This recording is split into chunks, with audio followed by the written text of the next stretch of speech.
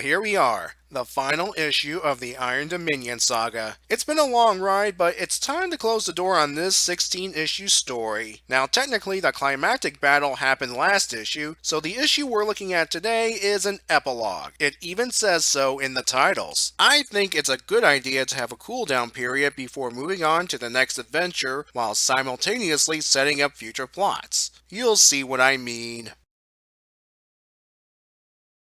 There are three major plot threads to go through. The first is Sonic and Tails heading for the Egg Dome to search for Eggman. Based on the dialogue, a week has passed since the events of the previous issue, and they've come here every day the moment they discovered Eggman's escape. And it would make sense to check the Egg Dome. It's the closest possible base he could flee to. But so far, these two found diddly squat, even while using Nicole's handheld. That's because Eggman, along with Snively and presumably the Legion, are in a hidden section of the Egg Dome. Eggman's using various methods to block any traceable signals. Snively reports that Miss Grandmaster Boom Boom has had emergency cybernetics installed, stabilizing her condition. We don't get to see what she looks like now because, again, all ages comic and it's probably gruesome. Anyway, Snively doesn't see any point in saving her because she can't be trusted. Funny you should say that, as you conspired with Regina to take over the Empire right when Eggman was going cuckoo for Cocoa Puffs. Speaking of which, Eggman refuses to spend time and resources to rescue a failure currently imprisoned in the Dragon Kingdom. Back to Sonic, Tails, and Nicole. When it looks like it's another bust, Nicole picks up a signal. Not Eggman, but very weak. They trace it to a sealed door, which is nothing for Tails and Nicole. The room they're in might look familiar if you recall issue 206's backup story, and indeed, the signal is coming from something or someone inside a box. Moving on to the second major plot thread, we have Knuckles and the Chaotix, including Espio, having a meeting about recent events. Bottom line, they have to forgive what transpired and have no more secrets among the group, which leads to Espio revealing that he's gathered information on all members of the Chaotix while he was observing Knuckles. For example, he knows of Vector's true origins, which were revealed in a past Sonic Universe arc.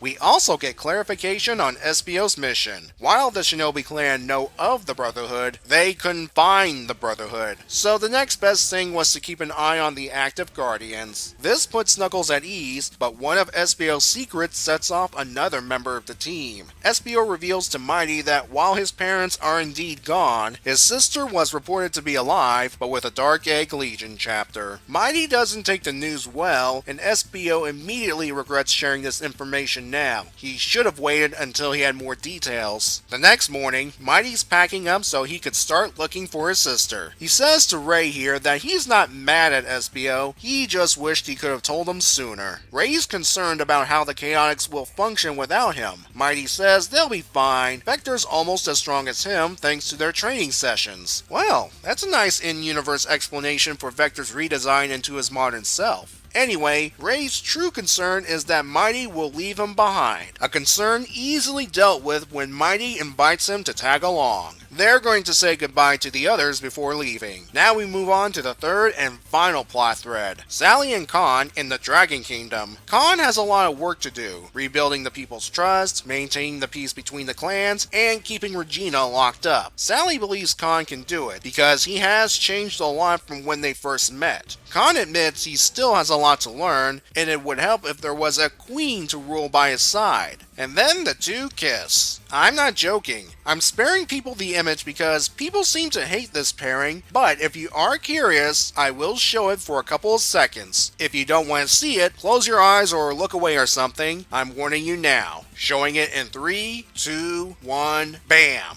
Okay, it's safe to look now. Sally declines Khan's offer because she has some rebuilding of her own, namely her relationship with Sonic. Yeah, she's still hoping to salvage things after issue 134's infamous slap. Khan takes this surprisingly well, though he hopes one day he'll have a chance with her. Sally stays in the Dragon Kingdom a little bit longer until she returns home via Warp Ring. She borrowed it from Knuckles, in case you're wondering. Sonic zips in the frame and tells Nicole that their new friend is getting a power boost, which is her cue to leave them alone. Sally really wants to hear about Sonic's day over lunch, and our final page of this saga features the two heading off, surrounded by panels of Khan standing on a mountain, Mighty and Ray saying goodbye to everyone everyone before leaving, and Eggman working on his project while Snively looks sadly at a picture of Regina. I admit, I sorta feel sorry for this guy.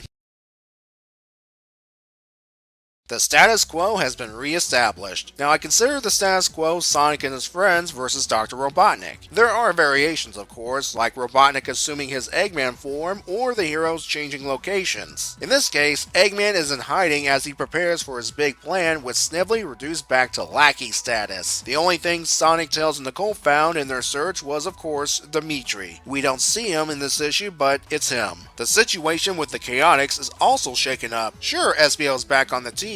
He is the hero and a Sega character after all, but Mighty and Ray leave so they can start looking for Mighty's sister. My guess is to get the Chaotix lineup more or less in tune with the game counterparts, even though there are 2 additional members that are comic exclusive characters. Sally friend zones Khan, but it was done because, based on what I've read, Ian's more into the Sonic-Sally relationship. Of course I could be wrong about it. I'm going to go ahead and give this issue a 7. Again, it's nice to have a cooldown period before moving on to new adventures, and the plot threads established here will get followed up on for the most part. Now let's talk about the Iron Dominion Saga as a whole. As I said in the beginning, the reaction to this arc is very mixed. In my opinion, yeah, I agree, it was a mixed bag, but more towards the positive spectrum. What I liked about it was the massive world building involving both character and setting. Taking a one-shot villain like the Iron Queen and giving her a real name, tragic backstory, and a unique power set was a major undertaking, but ultimately proved a success as I consider her a top-tier villain. Sure, she lost, but her actions in the saga will have consequences down the line.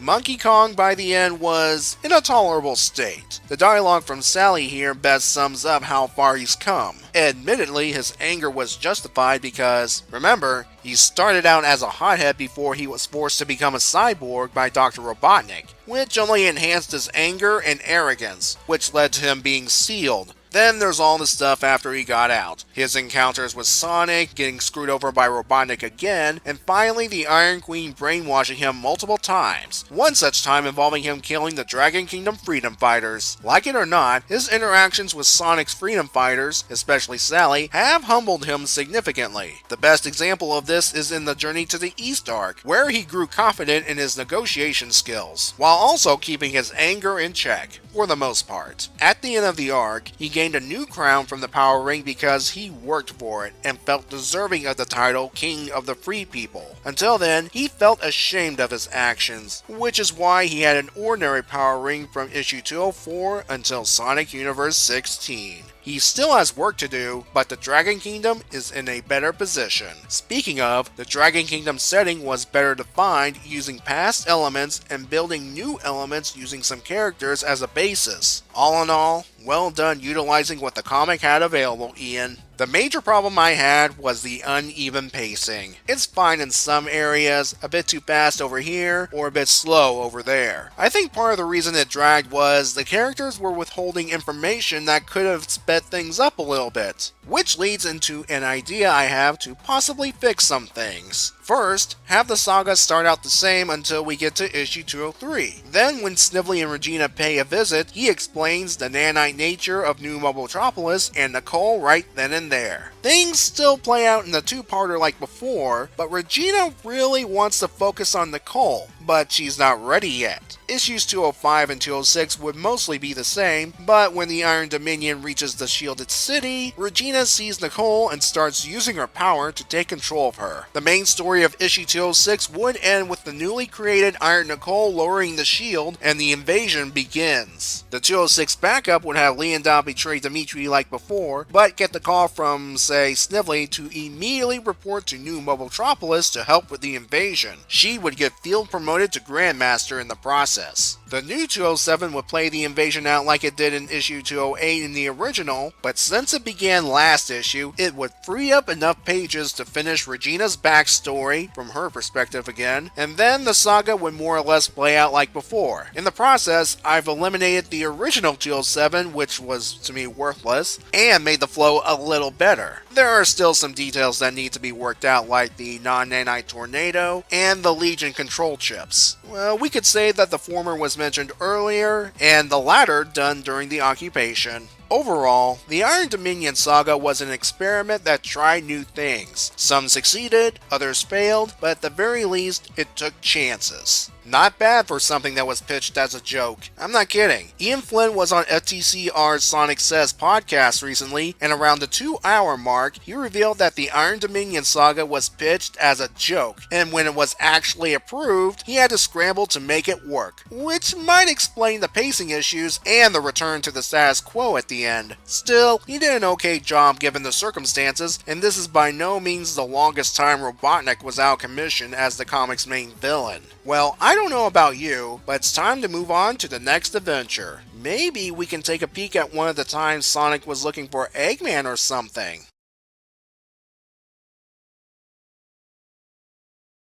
Seriously though, check out FTCR's Sonic Says podcast featuring Ian Flynn. A lot of interesting things are revealed there.